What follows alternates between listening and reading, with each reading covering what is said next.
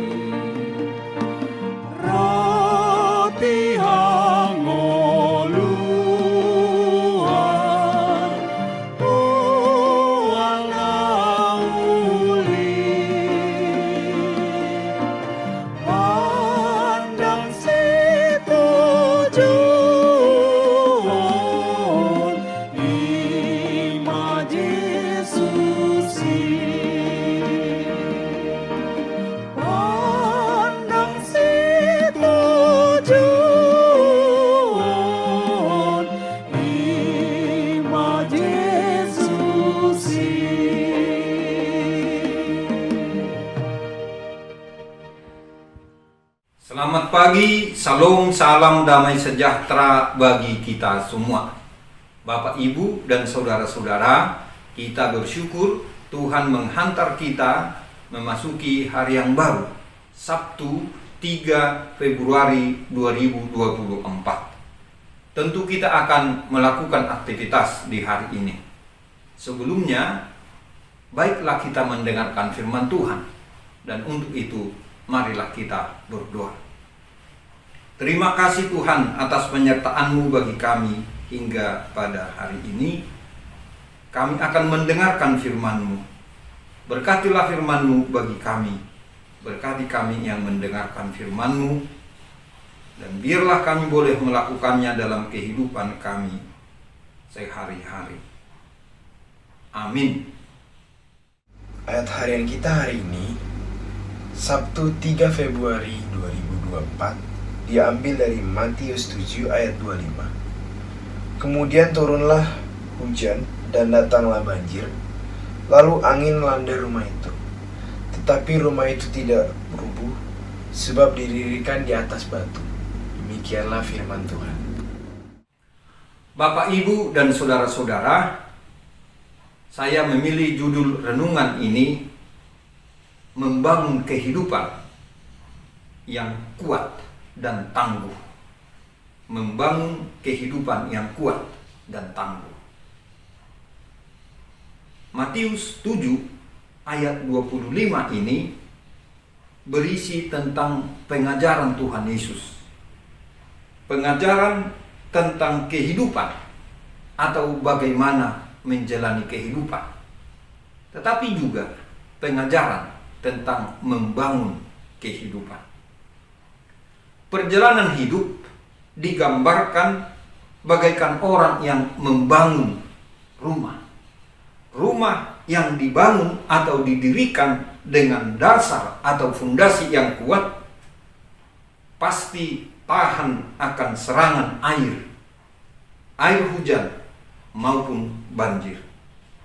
Demikianlah Yesus menggambarkan perjalanan hidup ini.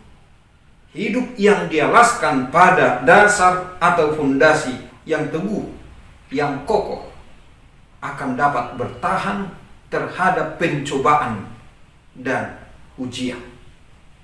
Bapak, Ibu, dan saudara-saudara, pada ayat renungan hari ini dikatakan, kemudian turunlah hujan dan datanglah banjir, lalu angin melanda rumah itu.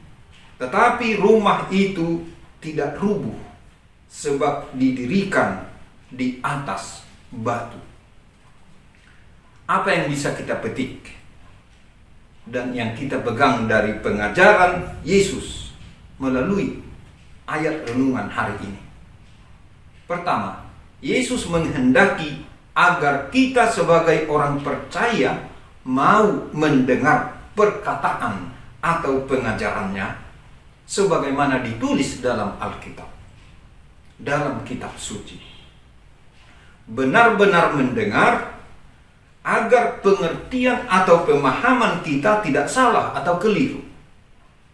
Sebagai orang percaya, maka langkah pertama yang sangat penting dalam kehidupan kita saat ini adalah menyediakan diri, menyediakan waktu untuk mendengar kata-kata Yesus, yaitu firman-Nya, yaitu pengajarannya, sebagaimana dalam Alkitab. Kedua, Yesus menghendaki agar kita sebagai orang percaya dan pengikutnya yang setia benar-benar melakukan sesuatu.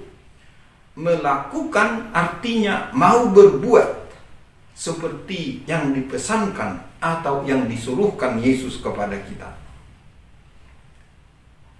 Melakukan pengajaran Yesus dalam kehidupan nyata. Teori dijadikan menjadi praktek. Teologi diberlakukan dalam kehidupan nyata. Atau kata yang sering kita dengar, iman yang dinyatakan dalam perbuatan. Mengapa Bapak, Ibu, dan saudara-saudara? Sebab kenyataan bisa terjadi seperti ada orang yang pergi ke dokter, tetapi dia tidak bersedia mendengar, apalagi melakukan kata-kata sang dokter. Apa yang terjadi? Tidak ada manfaat dia datang ke dokter. Atau juga ada banyak orang Kristen yang mendengar ajaran Kristus setiap minggu. Bahkan sebagian dari antara mereka mengetahuinya dengan baik, tetapi tidak pernah memberlakukannya dalam kehidupannya sehari-hari. Hasilnya apa? Tidak ada perubahan dan tidak ada perbaikan hidup. Bapak, Ibu, dan saudara-saudara, kalau kita memang benar-benar pengikut Kristus yang taat, maka kita haruslah mendengar dan berbuat sesuai dengan apa yang diajarkan Yesus kepada kita. Mendengar dan berbuat berarti menaati ajarannya. Ketiga, Bapak, Ibu, dan saudara-saudara, Yesus menghendaki agar kita taat kepadanya. Belajar taat adalah hal penting dalam hidup ini. Kita mengetahui dalam lalu lintas ada banyak kecelakaan dan bahaya, dan ini terjadi kalau ada yang tidak taat. Tetapi sebaliknya, ketaatan selalu membawa keselamatan. Yesus mengatakan satu-satunya dasar yang kokoh dalam kehidupan kita adalah menaati firman-Nya. Jadi Bapak, Ibu, dan saudara-saudara, hidup yang didasarkan pada ketaatan kepada Yesus akan aman meskipun selalu ada gelombang besar dalam kehidupan. Kita aman di tangan Yesus. Amin. Selamat pagi, salam damai sejahtera, Tuhan Yesus memberkati. Kita berdoa. Terima kasih Tuhan atas firman-Mu yang kami dengar pagi ini. Berkatilah itu bagi kami semua, agar kami dikuatkan, diteguhkan, dan diberi semangat dalam kehidupan ini. Tuntunlah kami Tuhan dalam hidup ini. Kami berdoa untuk saudara-saudara kami yang dalam keadaan berduka. Biarlah Tuhan memberikan penghiburan dan penguatan. Yang dalam keadaan sakit, Tuhan berikanlah pemulihan dan kesembuhan. Orang-orang yang saat ini bergumul dalam mengambil keputusan penting dalam hidupnya, biarlah mereka mendapat tuntunan dari Tuhan. Hari ini Tuhan, kami berserah diri ke dalam tangan-Mu.